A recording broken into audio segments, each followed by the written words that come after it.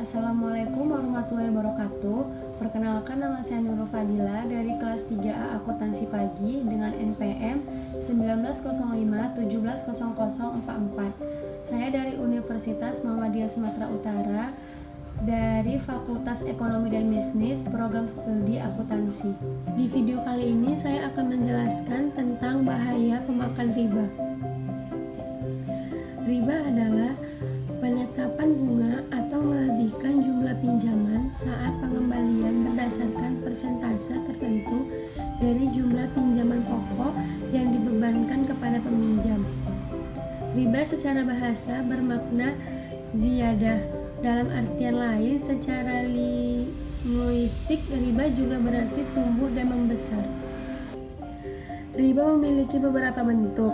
Ada yang berupa penambahan dalam bahasa Arab disebut fa'al, dan ada yang berbentuk penundaan penyerahan barang tertentu yang dilarang oleh syariat yang dalam bahasa Arab disebut nasi'ah. Ada juga riba nasi'ah dalam bentuk penambahan yang disyaratkan untuk mendapatkan penundaan pembayaran utang. Adapun surah tentang bahayanya riba terdapat di Al-Quran surah Al-Baqarah ayat 275 yang artinya orang-orang yang memakan riba tidak dapat berdiri melainkan seperti berdirinya orang yang kemasukan setan lantaran tekanan penyakit gila.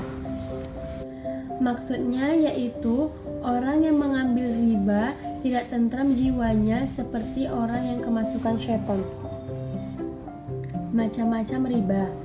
Secara garis besar, macam-macam riba dibagi menjadi dua, yaitu riba tentang utang piutang dan riba jual beli.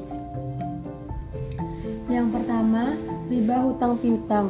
Riba hutang piutang terbagi menjadi dua macam, yaitu riba qard dan riba jahiliyah.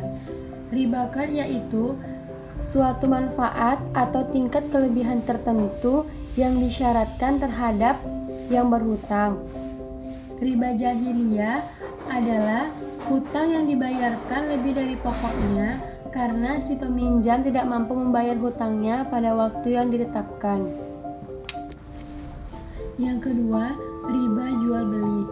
Riba jual beli terbagi menjadi dua macam, yaitu riba fa'al dan riba nasi'ah.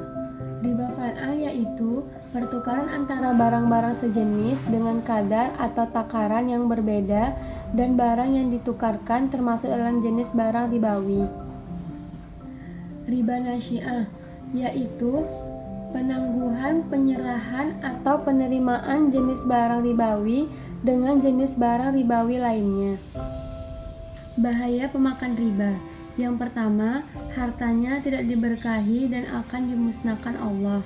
Rasulullah Shallallahu Alaihi Wasallam bersabda, "Jangan membuatmu takjub kepada seseorang yang memperoleh harta dari cari yang haram. Salah satunya dengan jalan riba.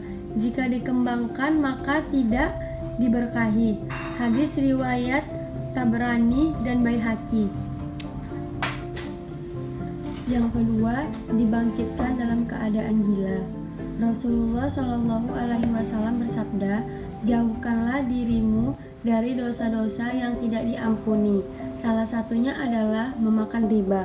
Maka barang siapa memakan riba, kelak akan dibangkitkan pada hari kiamat dalam keadaan gila dan terhayung-hayung."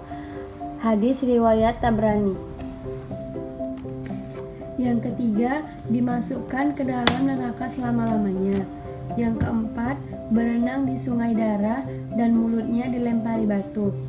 Diriwayatkan dari Samurah bin Junub ia berkata, Rasulullah Shallallahu Alaihi Wasallam menceritakan tentang siksaan Allah kepada para pemakan riba, bahwa ia akan berenang di sungai darah. Sedangkan di tepi sungai ada malaikat yang dihadapkannya terhadap bebatuan. Setiap kali orang yang berenang dalam sungai darah hendak keluar darinya, lelaki atau malaikat yang berada di pinggir sungai tersebut segera melemparkan bebatuan ke dalam mulut orang tersebut, sehingga ia terdorong kembali ke tengah sungai, dan demikian itu seterusnya. Hadis riwayat Bukhari. Yang kelima, tidak akan diterima zakat dan sedekahnya. Rasulullah Shallallahu Alaihi Wasallam bersabda, "Wahai manusia, sesungguhnya Allah itu maha baik dan tidak akan menerima sesuatu kecuali yang baik." Hadis riwayat Muslim. Yang keenam, doanya tidak dikabulkan Allah. Daging yang tumbuh dari riba, neraka lebih layak untuknya. Rasulullah Shallallahu Alaihi Wasallam bersabda bahwa ada seseorang yang melakukan safar, kemudian menengadahkan kedua tangannya ke langit seraya berdoa, "Wahai Tuhanku, wahai Tuhanku," akan tetapi makanan dan minumannya berasal dari yang haram, pakaiannya haram dan dikenyangkan oleh barang yang haram. Maka bagaimana mungkin doa akan dikabulkan oleh Allah Subhanahu wa taala? Hadis riwayat Muslim.